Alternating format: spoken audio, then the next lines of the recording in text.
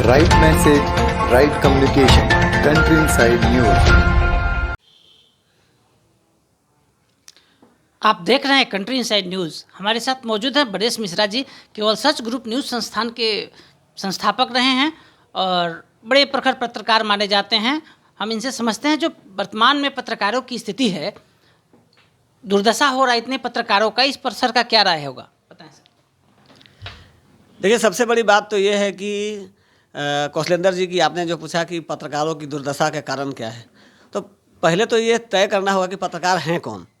क्योंकि आजकल तो जिस तरीके से हम लोग न्यूज़ चलाया करते थे, आज भी चलाते हैं, कुकुरमुत्ते की तरह जिस तरीके से प्राइवेट हॉस्पिटल और स्कूल चल रहे हैं, ठीक उसी प्रकार आजकल वेब पोर्टल पे और यूट्यूब पे न्यूज़ चैनल चल रहे हैं, बगैर कोई निबंधन के, बिना कोई रजिस्ट्रेशन के चल रहे हैं। और सबके सब संपादक हो गए, सबके सब पत्रकार हैं, स्वघोषित पत्रकार हैं, अपने आप कह रहे हैं कि हम पत्रकार हैं। इनको सूचना प्रसारण मंत्रालय के निबंधन से कोई लेना देना नहीं है, ना ही इनको प्रेस काउंसिल से कोई लेना देना है, ना ही इनको प्रेस इन्फॉर्मेशन ब्यूरो से कोई लेना देना है, ना ही इनको किसी राज्य के IPRD से कोई लेना देना है। ये अपने मन से एक अपना एक ईमेल जीमेल अपना इन्होंने अपना एक जनरेट किया और बन गए न्यूज़ चैनल के पत्रकार, और एक लोगो बना लिया और चला रहे हैं अपना आराम से ये पत्रकार, और खुद को पत्रकार कह रहे हैं। तो ऐसे पत्रकारों की दुर्दशा निश्चित तौर पे है, क्योंकि ये तो पत्रकार है ही नहीं, ये तो संवाददाता भी नहीं है। ये सबसे बड़ी बात है कि हमें तो दुख तकलीफ इस बात का है, चिंता भी इस बात का है कि अभी आपने एक देखा होगा कि मध्य प्रदेश में कुछ यूट्यूब चैनल के पत्रकारों को अर्धनग्न करके, बल्कि एक तस्वीर तो मेरे पास बिल्कुल नग्न तस्वीर है, जो यूट्यूब चैनल के पत्रकार तथा कथित पत्रकार हैं उनको दिखाया जा रहा है, बातें हो रही। अब बताइए कि अगर वो रजिस्टर्ड नहीं है तो किस आधार पे अपने आप को पत्रकार कह रहा है। सबसे बड़ी विडंबना तो और यह भी है कि सरकार, चाहे वो बिहार की सरकार हो या झारखंड की सरकार हो, दिल्ली की सरकार हो या किसी भी राज्य की सरकार हो, DM और SP, थाना प्रभारी, BDO, CO, हर विभाग के पदाधिकारी इनको बाइट कैसे दे रहे हैं, किस तरीके से, किस आधार पे दे रहे हैं, बगैर कोई सत्यापन के ऐसे लोगों के माइक पर बयानबाजी कर रहे हैं जिनका कोई रजिस्ट्रेशन नहीं है, कहीं से कोई निबंधन नहीं है। ये अनऑथराइज लोग हैं, ये पत्रकार हैं ही नहीं। और अगर ये पत्रकार हैं तो पत्रकारों की दुर्दशा कभी ना हुई थी, ना हो रही है, ना कभी होगी। क्योंकि पत्रकार यह सोच कर ही आया है कि यह सेवा का क्षेत्र है, यहाँ पे हमको काम करना है, हमें सूचना देना है। जैसे राजनीति भी एक सेवा का क्षेत्र है, भले ही उसमें भ्रष्टाचार करके कोई पैसा कमा ले तो आप देखते हो कि वो MLA MP हो सकता है, नेतृत्व करता नहीं है। आज देश में नेतृत्वकर्ताओं की घोर कमी है, अभाव है। आप राज्य में ही, बिहार का ही राज्य में ही आप देख लीजिए कि नेतृत्व का अभाव है। इस वजह से आप बहुत से राजनेता, आप पार्टी बना सकते हैं लेकिन नेता नहीं बना पा रहे हैं। उसी तरीके से पत्रकारिता के क्षेत्र में भी जो गिरावट आ रही है, क्योंकि उनका कोई मापदंड ही नहीं है।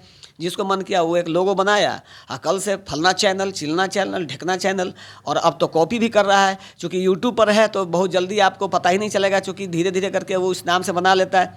तो कई तरह की बातें हैं, इस कारण से पत्रकारों की दुर्दशा है। और हमने इस मुद्दे पे अभी हाल ही में हमने भारत सरकार के सूचना प्रसारण मंत्री माननीय अनुराग ठाकुर जी से भी आग्रह किया है, और बिहार सरकार के माननीय मंत्री सूचना जनसंपर्क विभाग आदरणीय श्री संजय कुमार झा जी को भी एक पत्र जमा किया है, मुख्यमंत्री कार्यालय को भी भेजा है, प्रधानमंत्री कार्यालय को भी भेजा है कि ऐसे जो लोग जो खुद को पत्रकार कह रहे हैं उनका क्या आधार है खुद को पत्रकार कहने का, किस आधार पे वो प्रेस का निर्गत कर रहे हैं। जबकि RNI का गाइडलाइन है, उसका एक पत्र भी अगर आपने देखा होगा तो आप देख लेंगे, उसमें स्पष्ट तौर पे निर्देश है कि RNI से जो निबंधित लोग हैं वही संपादक किसी दूसरे को ऑथराइज कर सकता है।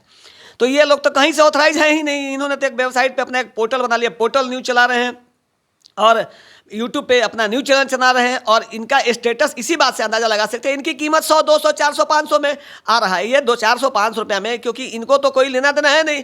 इनको तो अपने आप को किसी तरीके से आज दिन भर में 500 रुपये, 1000 रुपये का जो दिहाड़ी मजदूर जिस तरीके से काम करता है, उस दिहाड़ी मजदूर से भी बदतर स्थिति में ये अपने आप को घोषित कर रहे हैं। और खुद को एक पत्रकार कह के जो सम्मानित और जो मेहनत कश लोग जो हैं, पूरी निष्ठा से काम कर रहे हैं पत्रकारिता के, जो PRB एक्ट है उसके तत्वाधान में, उसके निगरानी में, उसके एक एक विधि के हिसाब से जो पत्रकारिता कर रहे हैं, उनको भी परेशानी हो रही है। लेकिन जो बड़े या जानकार अनुभवी जो प्रशासनिक पदाधिकारी हैं, राजनेता हैं, उनको ये मालूम है, इसीलिए इनकी कीमत 100, 200, 400, 500 रुपये में टिका हुआ है कि किसी तरीके से लोग हटा दे। क्योंकि लोग अब चाहते हैं कि सोशल मीडिया पर ज़्यादा से ज़्यादा लोग हमको जाने। तो ये आप नौसिखुए पत्रकारों को, जो खुद को ये पत्रकार है, वो पत्रकार तो बेसिकली है ही नहीं, अगर वो पत्रकार कहते हैं तो उनको बाद में उनको मंथन मंथन करना होगा, क्योंकि उनको लिए खुद ही एक गाली शब्द है। क्योंकि वो पत्रकार कौन कह रहा है उनको पत्रकार? आप खुद को कहिए कि हम पत्रकार हैं, आप खुद को कहिए कि हम मुख्यमंत्री हैं, आप खुद को कहिए कि हम प्रधानमंत्री हैं, तो आप हो नहीं सकते ना। आपको उसके लिए कहीं ना कहीं सरकार के, चाहे वो केंद्र हो या सरकार का जो RNI का गाइडलाइन है, प्रसार भारती का गाइडलाइन है, आप कहीं ना कहीं से आप निबंधित होंगे कि आप समाचार संकलन करने के लिए, छाया संकलन करने के लिए आप अधिकृत हैं और आप इस तरीके से समाचार प्रेषित कर सकते हैं और आपके समाचार का कोई मायने मतलब है।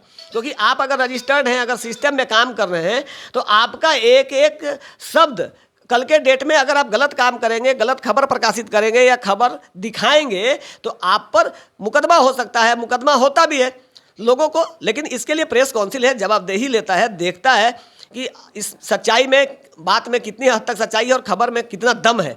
कहीं पत्रकार पे झूठा आरोप तो नहीं लगाया जा रहा, कई बातें कही जा रही हैं। इन सब चीज़ों को ध्यान में रख के वो काम करता है। लेकिन जो यूट्यूब पे चैनल चला रहे हैं, जो वेब पोर्टल चला रहे हैं, अगर वो रजिस्टर्ड नहीं है तो सरकार को इस पर ध्यान देना चाहिए कि अतिशीघ्र इस पर तत्काल प्रभाव से रोक लगा देना चाहिए। और ऐसे जो माइक लेके जो घूम रहे हैं, जो प्रेस का स्टिकर गाड़ी पर प्रेस लगा के चल रहे हैं, अगर वो संस्था अगर रजिस्टर्ड नहीं है तो उन पर ठोस कार्रवाई हो, बल्कि दुगना 4 गुना ज़्यादा फाइन हो, ताकि उनको इस बात का एहसास हो कि आप झूठी खबर ना दिखाएं, आप बिना निबंधन के कोई खबर ना प्रकाशित करें।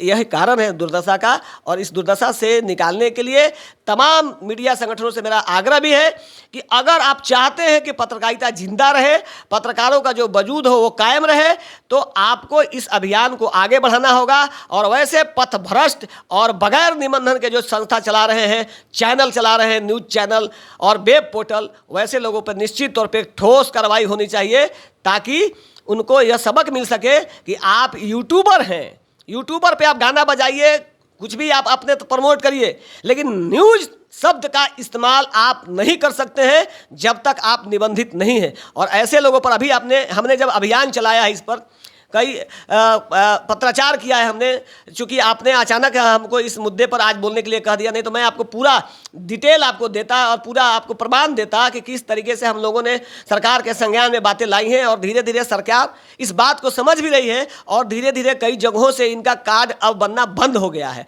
और भी ठोस और मजबूत कार्रवाई होने जा रहा है। जिस तरीके का हम लोगों ने अभी आवेदन भेजा है, हमें पूर्ण भरोसा है केंद्र सरकार पर और राज्य सरकार पर कि सूचना जनसंपर्क विभाग और सूचना प्रसारण मंत्रालय इस गंभीर विषय को गंभीरता से देखेगी कि किस तरीके से सरकार के महत्वाकांक्षी योजनाओं को बगैर कोई जानकारी के, किसी के कुछ कह देने से, कुछ भी लिख देना, कुछ भी बोल देना, वीडियो बना देना और सोशल मीडिया पर अपलोड कर देना, जिससे भ्रांतियाँ फैल रही है और गृह युद्ध की स्थिति है। अभी आपने देखा होगा रामनवमी के समय में जिस तरीके से पथराव, आगजनी, कई तरह की बातें आई हैं, आप बड़े बड़े चैनल में जब देखे होंगे तो वो उसका जवाबदेही लेता है, जिम्मेवारी लेता है। जब कोई संगठन जिम्मेवारी लेता है कि यह मेरी खबर है और मैं सत्यापित करता हूं इस बात के लिए, तो यह अपने आप में एक बड़ा बात होता है। इसीलिए निबंधन आवश्यक होता है। और इन्हीं सब चीज़ों को जो दरकिनार करके जो ये धंधाबाज, जो धंधा करने वाले लोग हैं, 100-500 रुपये में बिकने वाले लोग, उन लोगों का दुर्दशा खराब है, क्योंकि वो पत्रकार है ही नहीं, ये दिहाड़ी मजदूर हैं। और अगर आज मजदूरी नहीं मिला तो दुर्दशा तो होना है। आप सुन रहे थे युवा प्रखर पत्रकार ब्रजेश मिश्रा जी को। हम लोग ऐसे पढ़े लिखे जो युवा पत्रकार हैं, इनके मार्गदर्शक होने के साथ साथ एक अच्छे गाइडलाइनर हैं। और मैं अपील करूंगा, पत्रकारों से अपील करूंगा कि ऐसे जो यूट्यूब पत्रकार हैं उनका विरोध करें। और सरकार से भी अपील है कंट्री इनसाइड न्यूज़ नेटवर्क के माध्यम से कि निश्चित रूप से यूट्यूब चैनल पे बैंड होना चाहिए। हमारे सहयोगी रुपेश कुमार झा के साथ कौशलेंद्र पटना से।